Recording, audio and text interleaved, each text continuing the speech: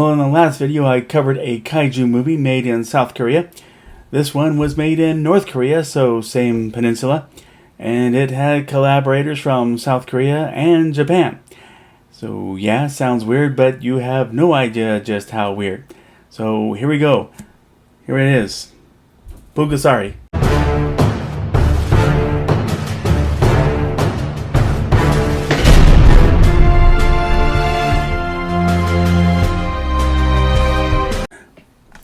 Welcome to my channel, KC, that's me, Carrie Chug the Sledge Storyteller, here to talk about storytelling as an art form, its many mediums, and its history. And if you like this video, please click like. If you like this channel, please click subscribe or follow me on Instagram. And while you're at it, make one more click at the notification button. Thank you. Now, I've been wanting to answer the call to cover public domain kaiju, which has been slim pickings, given how relatively new the genre is. And Pulgasari is uniquely positioned with reasoning to believe that it would be public domain. I've searched as best I could to find an official statement of public domain, but intuitively thinking that a refusal to protect any copyrights registered by the North Korean government as part of the sanctions that have been made against them, since they did nationalize their film industry, and I haven't found anything definitive. The media library known as Internet Archive made the kind of statement along those lines. But it states, while never officially released in most parts of the world, countries like the US treat the movie as public domain out of spite for North Korea. And that would be what you would expect from other countries to a country that doesn't allow its citizens to reserve basic human rights. So the movie begins in feudal Korea towards the end of what is called the Goryeo dynasty. I hope I pronounced that right. Somewhere between 918 and 1392 CE. The king oppresses the land, making life miserable for the peasants. There's a blacksmith in the land named Taxi, who is imprisoned for standing up for his people. Now, knowing that he's soon to die, he takes a handful of rice and molds a tiny figurine of a monster and prays to the gods to make his creation come to life as a creature who will fight for his people.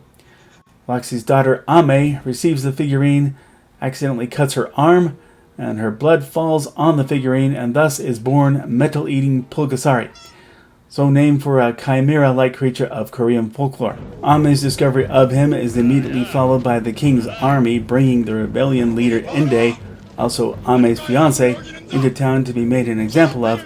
In a typical movie execution timing, in comes Pulgasari ex machina, and more of the king's soldiers try to attack him, foolishly with swords made of his key staple. So Pulgasari immediately becomes part of the village, and they tolerate him as he does be the occasional brat as he begins to grow. In time, we watch the rebellion prosper as Pulgasari keeps growing until he reaches giant status. With his support, they attack the palace of the regional governor and kill him. The evil king becomes aware of the rebellion's progress and resolves to crush it, but he realizes how much of a threat Pulgasari is. So what can the king do to win? The evil king becomes aware of the rebellion's progress and resolves to crush it, but he realizes how much of a threat Pulgasari is. So what can a king do to win but to take Ame hostage? Not willing to allow her to die, Pulgasari walks into a cage as mandated, and the evil king soldiers torch it. But for all those hot, intense flames, I mean really hot, intense flames, engulfing that cage, in the aftermath we find Pulgasari standing firm and unscathed. Well, the king needs to think up another solution while his army has to continue battling the rebellion, doing so by catapulting firebombs. Enter again Pulgasari, who takes multiple rocket-propelled spears without a problem, until he takes one to the eye, but while there's blood, Pulgasari presses on. So in comes the priestess, who calls upon the gods to collapse the surrounding canyon upon him, burying him completely. After escaping, Ame resurrects Pulgasari again by pouring some of her blood where he's buried. Pulgasari once again emerges, attacks the king's palace, destroys it, and finally kills the king. But amid all that victory, Pulgasari becomes his own problem. He quickly gorges down on all the king's metal weaponry, but remains unsatiated. So the people give him all their metal crockery, and then realize that he'll always need more metal. Ame realizes that a sacrifice must be made, and so she hides inside a big bell that Pulgasari finds and immediately eats, Pulgasari yells in anguish as Ami's presence in his stomach causes him to turn to stone and crumble into pieces, but suddenly, baby Pulgasari reemerges from the rubble. He becomes a mass of light, merges himself with Ami's body, and nothing changes from there. But we know now that the people are safe from any more threats.